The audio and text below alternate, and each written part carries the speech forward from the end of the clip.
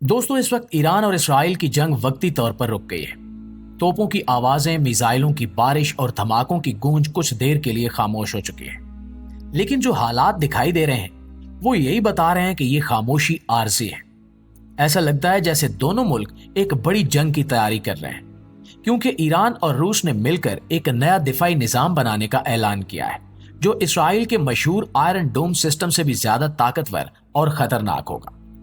Iron डोम वो निजाम है जो इसराइल को दुश्मन के मिसाइलों से बचाता है।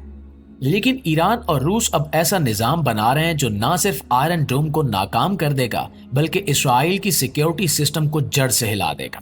और ये खबर इसलिए भी खास है क्योंकि ईरान और रूस का इत्तेहाद सिर्फ सियासी या वक्ती फायदे के लिए नहीं है, बल्कि ये एक लंबे वक्त की जंगी तैयारी है। ये दोनों मुल्क अब अपनी ताकतें जोड़ रहे हैं ताकि आने वाले वक्त में ना सिर्फ दिफा कर सकें बल्कि दुश्मन को मुंह तोड़ जवाब भी दे सके। प्यारे दोस्तों, ये जो नया दिफाई निजाम बनाने का ऐलान हुआ है, इसमें सिर्फ रेडार या मिसाइल रोकने वाले सिस्टम ही शामिल नहीं है, बल्कि इसमें मसनूई जहानत, आर्टिफिशियल इंटेलिजेंस, जदीद सेंसर्स और बगैर इंसान के काम करने वाले खुदकार निजाम शामिल होंगे। ये सिस्टम ना सिर्फ दुश्मन के मिसाइलों को रास्ते में ही तबाह कर सकता है, बल्कि हमले से पहले ही उसकी तैयारियों को भांप कर उसका जवाब भी दे सकेगा। ईरान का कहना है कि इसराइल का आयरन डोम अब पुराना हो चुका है। वो सिर्फ मखसूस किस्म के रॉकेट्स और मिसाइलों को रोकने की सलाहियत रखता है, लेकिन अगर दुश्मन मिलकर हमला करे, जैसे हजारों मिसाइल एक साथ दागे जाएं, तो आयरन डोम जवाब दे जाता है। ईरान के मुताबिक इसने इस कमजोरी को समझ लिया है और अब रूस की मदद से वो एक ऐसा सिस्टम बनाने जा रहा है जो ना सिर्फ हर किस्म के हमले को रोक सकेगा बल्कि दुश्मन के सिस्टम्स को हैक या नाकारा भी कर सकेगा। रूस की तरफ से यह भी कहा गया है कि वो ईरान के साथ सिर्फ टेक्नोलॉजी शेयर नहीं करेगा बल्कि मुश्तरका लेबोरेटरीज और तरबीती मराकज भी कायम किए जाएंगे। मतलब यह कि ईरानी साइंसदान और इंजीनियर्स रूसी माहिरीन के साथ मिलकर काम करेंगे और दोनों मुल्क एक दूसरे के तजुर्बे से फायदा उठाएंगे। यह सिर्फ एक दिफाई मुआहदा नहीं बल्कि मुकम्मल ताउन और शराकत दारी की बुनियाद है। इस दिफाई सिस्टम में जो सबसे खास बात है वो इसकी मल्टी लेयर यानी कई दर्जों पर मबनी सिक्योरिटी है।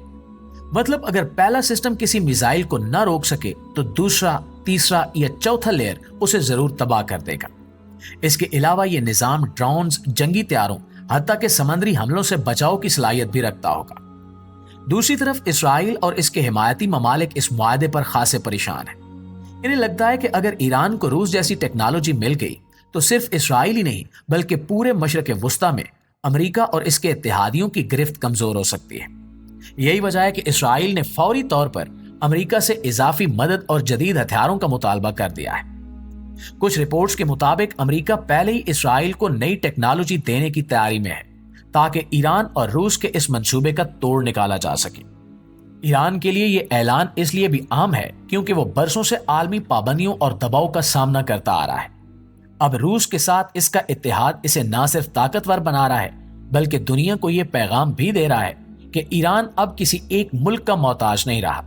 वो खुद अपने फैसले कर सकता है और अपनी हिफाजत के लिए किसी भी हद तक जा सकता है।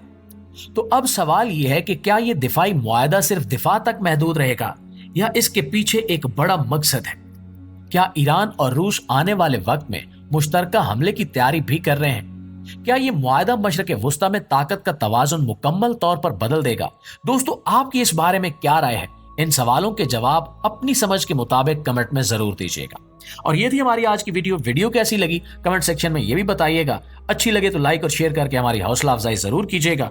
इंशाल्लाह आपके साथ मुलाकात होती है अगली अपडेट में। तब तक अपना ढेर सारा ख्याल रखिए। अल्लाह निगहबान।